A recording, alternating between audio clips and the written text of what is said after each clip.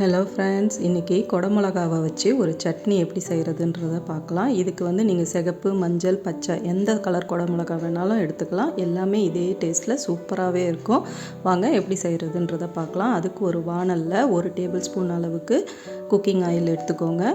எடுத்துட்டு எண்ணெய் காஞ்சதும் ஒரு மீடியம் சைஸ் வெங்காயம் நீளமாக நறுக்கி சேர்த்துக்கோங்க. சின்ன வெங்காயமாக இருந்தால் ஒரு 7-8 சின்ன வெங்காயம், ஒரு 5 பூண்டு பல், 2 பச்சை மிளகா, 1 காஞ்ச மிளகா சேர்த்து வதக்கிக்கோங்க. நல்லா வதங்கட்டும். இது நல்லா வதங்கினதுக்கப்புறம் இதில் ஒரு அரை கைப்பிடி அளவுக்கு ஃப்ரெஷ்ஷான கொத்தமல்லி இலை சேர்த்துக்கலாம். அதையும் நல்லா வதக்கி விடுங்க. இது கூடவே ஒரு மீடியம் சைஸில் ஒரு தக்காளி அரிஞ்சு சேர்த்துக்கிறேன். பச்சை கலர் குடமிளகா ஒரே ஒரு குடமிளகா நல்ல பொடி பொடியாக நறுக்கி அதையும் நான் சேர்த்துக்கிறேன்.